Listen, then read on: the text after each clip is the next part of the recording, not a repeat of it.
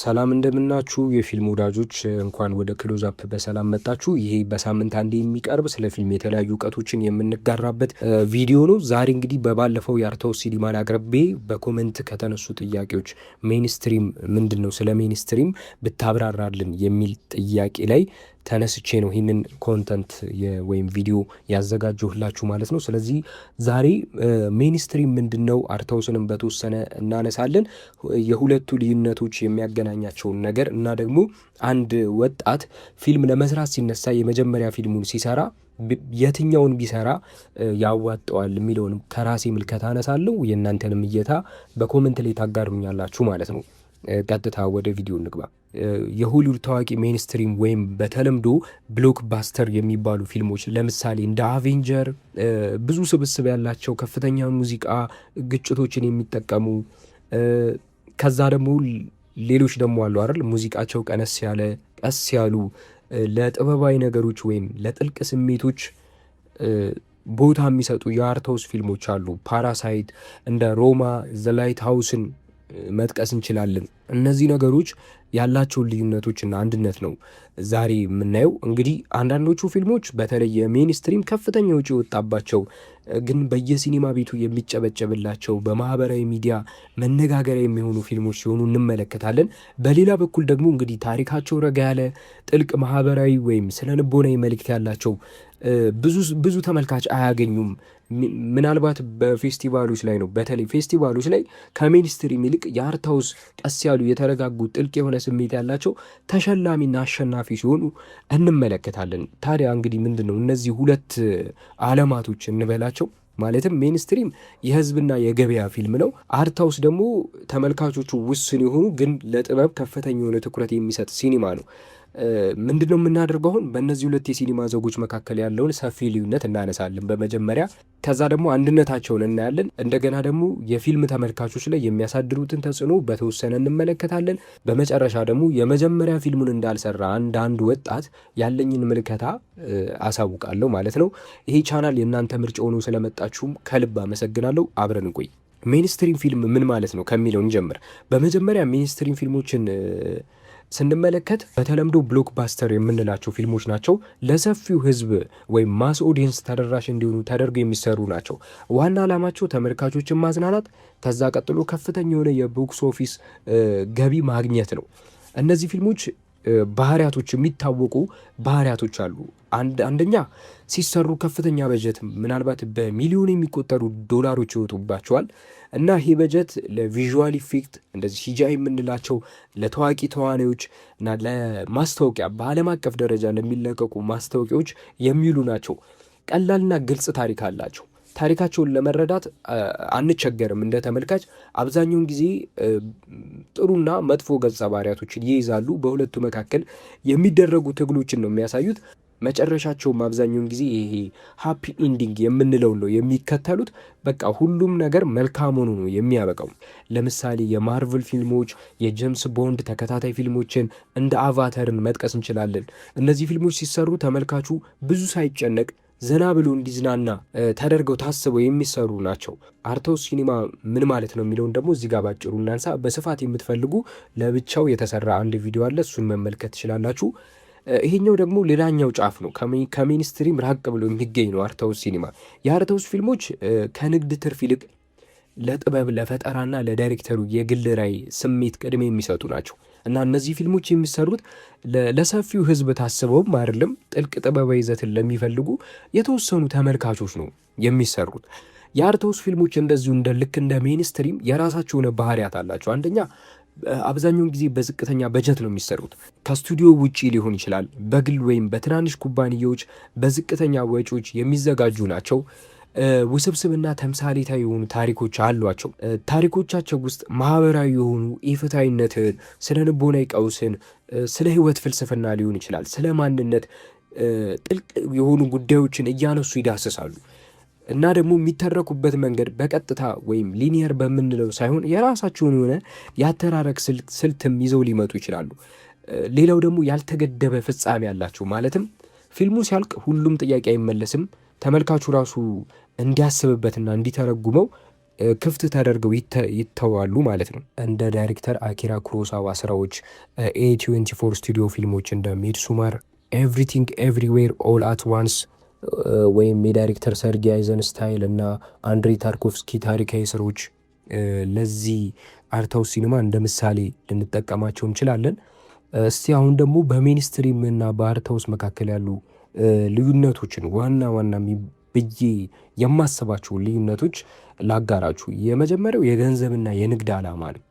በሜንስትሪም ፊልም እንደ ምርት ወይም ፕሮዳክት ነው የሚታየው እና ኢንቨስት የተደረገው ገንዘብ ግዴታ ትርፍ አምጥቶ መመለስ መቻል አለበት። ስለዚህ ስጋት የሌለባቸው የተለመዱ ታሪኮችን ይመርጣሉ። አርታውስ ፊልም ደግሞ የጥበብ ስራ ወይም ለአርት ቅድሚያ ይሰጣል። ዋናው ስኬት የሚለካው በሽያጩ ላይ አይደለም፣ በፊልም ተቾች አድናቆትና በፌስቲቫል ሽልማቶች ነው። የወጣበትንም ወጪ የሚመልሰው ማለት ነው። ሁለተኛው ደግሞ የዳይሬክተሮች ሚና ነው። ሚኒስትሪም ላይ በትልልቅ ስቱዲዮችና ፕሮዲውሰሮች ቁጥጥር ስር ነው የሚሆነው። ዳይሬክተሩ ያን ያክል የራሱን ፍላጎት ነፃነት የለውም። የኩባንያው ፍላጎት የማስፈጸም ግዴታ ነው ያለበት። አርታውስ ላይ ደግሞ ዳይሬክተሩ ሙሉ የፈጠራ ነፃነቱን ይጠቀማል። ስለዚህ ፊልሙ የዳይሬክተሩ የግል አስተሳሰብ ነጸብራቅ የመሆን እድሉ ሰፊ ነው የሚሆነው በአርታውስ ሲኒማ ማለት ነው። ሶስተኛው ደግሞ የታሪክ አወቃቀርና ፍጥነታቸው። በሜንስትሪም ላይ ካያችሁ ፈጣን ነው ሜንስትሪም ፊልም፣ ቶሎ ወደ ድርጊትና ግጭት ይገባል። በየደቂቃው ተኩስ፣ ፍንዳታ ወይም የፍቅር ትዕይንቶች ይታያሉ እና ያንን የሚያደርጉት ተመልካቹ እንዳይሰለች ለማድረግ ነው። አርታውስ ላይ ደግሞ በተቃራሪው ረጋ ያለና ዝግ ያለ የሲኒማ ስልቶችን ይከተላሉ። ለአካባቢው ድባብ እና ለገጸ ባህሪያቶች ስሜት ትኩረት ይሰጣሉ። አራተኛ ደረጃ ደግሞ የገጸ ባህሪ እድገት ነው።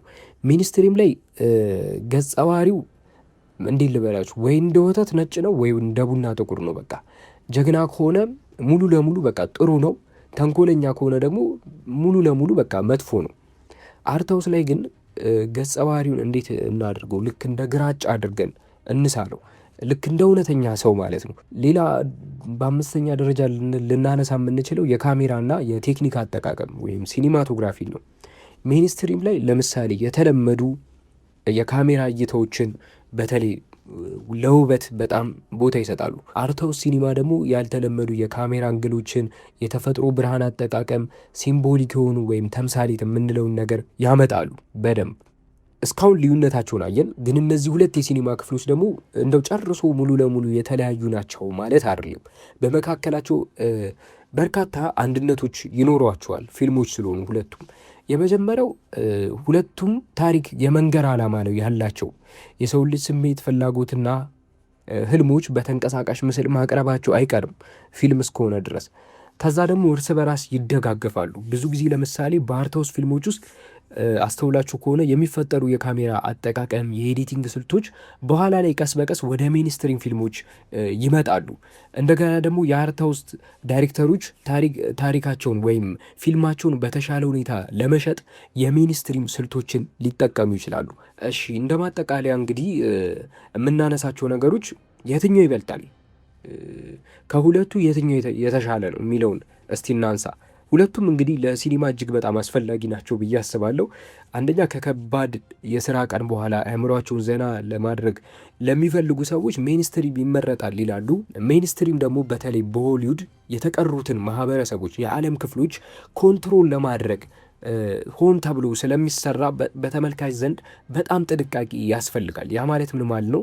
ለምሳሌ አንድ ኢትዮጵያዊ ወላጅ በታሪክ ውስጥ የራሱ የሆኑ ጀግኖች እያሉት እንደ አቢቹ አብዲሳ ጋር አፄ ቴዎድሮስ፣ ሚኒሊክ እያለ ሊጠራቸው የሚችላቸው ሊቆጥራቸው የሚችላቸው የሀገር ውስጥ ጀግኖች እያሉት አንድም ፊልም ካየ በኋላ ማለትም በቤት ውስጥ ቁጭ ብሎ አንድ ፈረንጅ የፈጠረውን ምናባዊ ጀግና እንደ ስፓይደርማን፣ አይረንማን ብሎ የፈጠረውን ጀግና ካየ በኋላ ወጥቶ ገበያ ጨርቅ ገዝቶ ለገዛ ልጁ አምጥቶ የስፓይደርማንን ጨርቅ ይኸው ጀግና ብሎ ሲሰጠው ያ ልጅ ሲያድግ በኋላ እንደዚህ እኮ አንተ በሀገር እኮ እንዲህ የሚባል ጀግና አለ ቢለው ያንን ለመቀበል ቦታ አይኖረውም። በልጅነቱ እኮ ጀግና ብሎ ስፓይደርማን ባትማንና ልብስ አምጥቶ ሰጥቶታል። ያ ልጅ ደግሞ በፊልም ያየውን ነገር በአካል አግኝቶ ለብሶታል።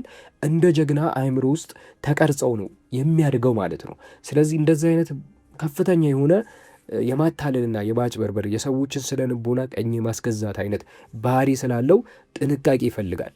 አመለካከቶችን ለማስፋትና ስለ ህይወት በጥልቅ ለማሰብ የጥበብ ጥጎች ለማየት ደግሞ አርትሃውስ ሲኒማ ተመራጭ ነው። ሌላው ደግሞ የመጀመሪያ ፊልም ለመስራት የምናስብ ገና ያልሰራን ወጣቶች ይሄ ወሳኝ መሰረታዊ ጥያቄ ይመጣብናል። ከሁለቱ የትኛውን እንምረጥ? ሜንስትሪም ወይስ አርትሃውስ ሲኒማ? እሺ ምርጫችንን ለመወሰን እኔ ይረዳል ብዬ የማስበው አስቀድሞ ጥቅምና ጉዳታቸውን ማየት ነው። ግን ምርጫችን የሚወሰነው በጀታችንን አይተን ነው። በመጀመሪያ ሜንስትሪም የገበያ ፊልም ነው ብለናል። ገበያ ላይ ጥሩ አድርጎ ለመሸጥ ሊጠቅም ይችላል። ይህ አማራጭ እንግዲህ የህዝብን ፍላጎት በማጥራት ሰዎችን የሚያዝናኑ የኮሜዲ የፍቅር ወይም ይሄ በጣም ልብ አንጠልጣይ የሚባሉ ታሪኮችን ሊሆን ይችላል። የገንዘብ ምንጭ ለማግኘትም እውነት ለመናገር ቀላል ነው። ፕሮዲሰሮች ወይም ባለሀብቶች የምንላቸው ወጫቸውን በፍጥነት የሚመልስላቸው ታሪኮች ይወዳሉ። ስለዚህ ገንዘባቸውን አውጥተው ይገዛሉ። ፊልሙም በፍጥነት የመድረስ አቅሙ ከፍተኛ ነው። ፈታኙ ጎን ግን የፈጠራ ነፃነት ያሳጣል። ገንዘብ የሚያወጣው አካል በእርግጠኝነት በታሪኩም በተዋናዮች ምርጫም በፍጻሜው ላይ ታሪኮች እንዴት መሄድ እንዳለባቸው ጣልቃ ይገባል። ፊልሙን የጻፈው ሰውና መስራት የሚፈልገው ሰው የሚኖረውን ጥበባዊ ፍላጎት መስዋዕት ማድረጉ አይቀርም ብዬ ነው የማስበው። እሺ አርትሃውስ ሲኒማን ደግሞ እንመልከተው። እንግዲህ አርትሃውስ ሲኒማ ላይ በትንሽ በጀት ጥልቅ ማህበራዊ ጉዳዮች፣ ስነልቦናዊ ታሪኮች በራሳችን የቴክኒክ ስልትና የካሜራ ስልት መስራት እንችላለን። ሙሉ የፈጠራ ነፃነት ይሰጠናል። ጥቅሙ የራሳችንን እውነተኛ የሆነ ጥበባዊ ራዕይ በተግባር ልናሳይበት እንችላለን። ዓለም አቀፍ የሆነ በርን ይከፍትልናል። ፊልሙ ጥራት ካለው በሀገር ውስጥ ብቻ ሳይሆን በዓለም አቀፍ የፊልም ፌስቲቫሎች ለምሳሌ ካንስ፣ በርሊን ወይም በአፍሪካ ደረጃ የመታየትና ሽልማት የማግኘት ሰፊ እድል ይኖረዋል ብዬ አምናለሁ። የሚፈትነን የበጀት እጥረት ነው። ለምሳሌ አብዛኛውን ጊዜ ገንዘቡን ከኪሳችን ማውጣት ወይም ከጓደኞቻችን ከምናውቃቸው ሰዎች መበደር ሊኖርብን ይችላል። የተመልካች ማነስ፣ ሰፊው ሕዝብ ታሪኩን በቀላሉ ሊረዳው ወይም አንዳንዴ ደግሞ ላይወደውም ስለሚችል ንግድ ላይ ትርፍ የማግኘት እድሉ በጣም አስቸጋሪ ነው። ለአዲስ ፊልም ሰሪ በጣም የሚመከረው መንገድ ማደባለቅ ነው። ስመለከት የተለያዩ ትልልቅ ዳይሬክተሮች በኢንተርቪው ላይ ይህንን ይናገራሉ። እንግዲህ በፊልም ዓለም ውስጥ ኤሊቬትድ ጃነር ወይም ስማርት ሜይንስትሪም ይባላል። ይህ ስልት የሰፊው ህዝብ መዝናናት ፍላጎት አለ። ከዛ ደግሞ የጥበብ ጥልቀትን እንደ አርትሃውስ ሲኒማ የሚወዱ ደግሞ ተመልካቾች አሉ። ሁለቱን በአንድ ላይ አጣምሮ ማምጣት ይቻላል ብዬ አስባለሁ። ሁለቱን እንዴት ማደባለቅ ይቻላል? የተለመደ አካሄድ ሊሆን ይችላል፣ ግን በዛ ውስጥ የራሳችንን የሆነ ነገር መጨመር። ለምሳሌ የተለመደ ዘውግ የሚወስድ ሰው የወንጀል ወይም የፍቅር ሊሆን ይችላል፣ ሜይንስትሪም ነው ይሄ። በውስጡ ግን ስለ ሰው ልጅ ስነ ልቦና፣ ስለ ፍርደ ገምድልነት ወይም ስለ ማህበራዊ ቀውስ ካነሳ አርትሃውስ ይሆናል። እና ያንን በጥልቀት መመርመር፣ በዛ ውስጥ የራስን ስሜት ማስቀመጥ ይቻላል። ለምሳሌ ክሪስቶፈር ኖላን እና ዴኒስን በዚህ ውስጥ ማንሳት እንችላለን። የእነሱን ፊልሞች ማየት እንችላለን። በንግድ ፊልም አትርፎ በጥበብ ፊልም መካስ የሚባልም ነገር አለ። ዋን ፍሮም ዘም ዋን ፎር ሚ የሚባል የሆሊውድ ዳይሬክተሮች ንግግር አለ እና መጀመሪያ ለገበያ የሚሆን በደንብ የሚያተርፍ ቀላል ፊልም መስራት፣ በዚያ ፊልም ስምና ገንዘብ ካገኙ በኋላ ያንን ተጠቅሞ ማንም ጣልቃ የማይገባበት የራሳችንን ጥበባዊ ወይም አርትሃውስ ፊልም መስራት የሚሉት ነገር አለ።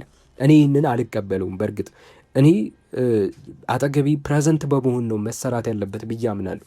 አጠገባችን ባሉ ነገሮች ራሳችን ማየት፣ አጠገባችን ያሉ ታሪኮችን፣ ስሜቶቻችንን፣ የእናት አባቶቻችን የአያቶቻችንን ታሪክ ማየት።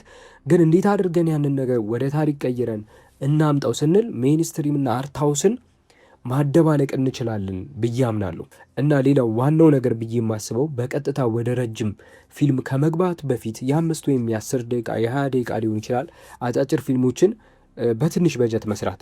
ይሄ እንዳልኳችሁ እጃችንን ለመፍታትም እንደገና ደግሞ የራሳችንን ስራዎች ለማሳያ እንደ ፖርትፎሊ ለማዘጋጀትም ይሆነናል። ለመጀመር የትኛው ይሻላል ከተባለ አቅምና ፍላጎትን ማመዛዘን ያስፈልጋል ብዬ አስባለሁ። ገንዘብና ፈጣን ስም ከተፈለገ ሜይንስትሪም፣ የጥበብ ማንነትን ማሳየትና ፌስቲቫል ላይ ለመታየት ከተፈለገ አርትሃውስ። ሁለቱንም ይዞ በዘላቂነት ለመጓዝ ግን ማደባለቅ ይመረጣል። ሜይንስትሪምና አርትሃውስ ሲኒማን በማደባለቅ ረገድ እንደ አባት የሚቆጠረው ኩሮሳዋ ነው። ኩሮሳዋ ፊልም ሲሰራ የሆሊውድ ፈጣንና ሳቢ ወይም ደግሞ ይሄ የሰዎችን የመዝናናት ረሃብ ለማርካት የሚደረጉ የታሪክ አወቃቀሮችን ከጃፓን ባህላዊ ጥበብ ፍልስፍናና ጥልቅ የሰዋሰው ማንነት የምንላቸው ጋር ያደባልቅ። አንደኛው ሰቨን ሳሞራይ ነው፣ በ1954 ነው የወጣው። ይህ ፊልም በታሪኩ ከፍተኛ ድርጊት፣ አክሽን፣ ውጊያ፣ ቀልዶች፣ እነዚህ ነገሮች ወደ ሜንስትሪም ይወስዱታል። ነገር ግን ገጸ ባህሪያቱ የተቀረጹበት ጥልቀት፣ የካሜራ አጠቃቀሙ፣ ለምሳሌ ዝናብ ውስጥ የሚደረጉ ውጊያዎች፣ ስሎ ሞሽንን ማሳየቱ እና ደግሞ ስለ ኑሮ ደረጃ ልዩነቶችን፣ ስለ መስዋዕትነት የሚያነሰው ፍልስፍና ደግሞ አርታውስ ያደርገዋል። ይህ ፊልም በኋላ ላይ በሆሊውድ ላይ እንደ አቬንጀር ላሉ ፊልሞች ራሱ መፈጠር እንደ መነሻ የሆነ ነው ብዬ አምናለሁ በግሌ። ሌላው ደግሞ ራሻሞን ነው። ለምሳሌ ስራዎቹን እናንሳ። እንደምታውቁት ዘ ማስተር ኦፍ ሰስፔንስ፣ የጉጉትና የጭንቀት በቃ እዛ ላይ የተካነ ሰው ተደርጎ ነው የሚሳደው። ዘ ማስተር ኦፍ ሰስፔንስ ነው የሚባለው በሆሊውድ። ሂችኮክ እንግዲህ የሰው ልጅ የመሳብ ነገር በሜንስትሪም ማለት ነው። ከዛ ደግሞ በጥበብ የመገረም ሜንስትሪም መሳብ ነው። አርታውስ ደግሞ የምንለው የሰዎች መገረምን የሚይዝ ነው። ሁለቱን ነገሮች በጣም ጠንቅቆ የሚያውቅ ዳይሬክተር ነው ብዬ አስባለሁ። እና የእሱ ፊልሞች በቦክስ ኦፊስ ላይ እንግዲህ ከፍተኛ ገቢ ያስመዘገቡ በህዝብ ዘንድ ተወዳጅ የነበሩ ናቸው። ግን በፊልም ትምህርት ቤቶች ላይ እንደ ትልቅ የጥበብ ማስተማሪያ ያገለግላሉ። ማደባለቁን የሚያሳዩ ነገሮችን ላንሳ። የመጀመሪያው ሳይኮ ነው። ይሄ ፊልም እንግዲህ በበጀት ደረጃ በጣም አነስተኛና ከዛ ደግሞ ጥቁርና ነጭ የነበረ ነው። ግን በታሪክ ውስጥ የነበረው ድንገተኛ ለውጥን ብናነሳ ፕሎት ትዊስት የምንለው የወንጀሉን ታሪክ ሙሉ በሙሉ ሜንስትሪም ያደርገዋል። ከዛ በኋላ ግን ታዋቂው የሻወር ትዕይንት ካያችሁት ፊልሙን የሻወር ትዕይንቱ በጣም ይታወቃል። ኤዲቲንጉ፣ የሙዚቃ አጠቃቀም፣ የገጸ ባህሪውን ስለ ልቦና ቀውስ አቀራረቡ አርታውስ ሲኒማ ያደርገዋል። ከዛ ደግሞ ቨርቲኮኒ በ1958 በወጣበት ወቅት ይሄ የተለመደ መካከለኛ ወንጀል ምርመራ ፊልም ነው በቃ የሚመስለው። ነገር ግን ሂችኮክ የተጠቀመበት አዲስ የካሜራ ስልት አለ። ከዛ በኋላ ነው የተዋወቀው። ዶሊዙም ይባላል። የፍርሃትና የማዞር ስሜትን ለማሳየት ነው ይህንን አቀራረጽ የምንጠቀመው። ተምሳሌታዊ ቀለሞች፣ አረንጓዴና ቀይ፣ ፍቅር በሌላ አቅጣጫ የሚገለጽበትን መንገድ ማሳየቱ ደግሞ እንግዲህ በፊልም ላይ ከፍተኛ የሆነ ተወዳጅ ፊልም አድርጎታል። ይህ ፊልም እንግዲህ በብዙ የፊልም ተቺዎች ዘንድ ከዓለማችን ምርጥ ፊልሞች አንዱ ተብሎ ዶክተሩ የራሱን አዲስ የሆነ የካሜራ አንግልና ሹት አምጥቶበታል። ከዚህ እንግዲህ ሂችኮክ ከምንለው ፊልም ሰሪ ጉጉትና ድንገተኝነትን በጣም መማር እንችላለን ብዬ አስባለሁ። ሂችኮክ ተመልካቹ በፊልም ውስጥ ለማቆየት የሚጠቀምበት ስልት ነው። ኢንተርቪዎቹ ላይ በጣም የሚያነሳቸው ነገሮች አሉ። አሁን በህይወት የለም፣ ያው ነፍሱን ይማረውና አሁን በህይወት የለም፣ ግን የሚያነሳውን አንድ ነገር ልንገራችሁ። ኢንተርቪዎቹ ላይ ገብታችሁ ብትመለከቱ ታገኙታላችሁ። ቦምብ በድንገት ቢፈነዳ ይሄ ድንገተኛነት ወይም ሰርፕራይዝ ነው እንለዋለን። ነገር ግን ተመልካቹ ከጠረጴዛው ስር ቦምቡ እንዳለ እያወቀ ገጸ ባህሪያቱ ሳያውቁ ሲነጋገሩ ቢያይ ይሄ ጉጉት ወይም ሰስፔንስ ይባላል። ይሄ ስልት ተመልካቾች ሳይሰለች ፊልሙን እንዲከታተሉ የሚያደርግበት ማለት ነው። ካሜራውን እንደ ተራኪ ይጠቀማል። ብዙ ጊዜ ሂችኮክ ታሪኩን በንግግር ዲያሎግ ብቻ ሳይሆን በካሜራ እንቅስቃሴና በገጸ ባህሪያቱ የአይን እይታ ወይም ፖይንት ኦፍ ቪው በምንለው ነገር መተረክ ይወዳል። ይህ ጥበባዊ ብስለት ደግሞ የአርታውስ መለያ ነው ልንል እንችላለን።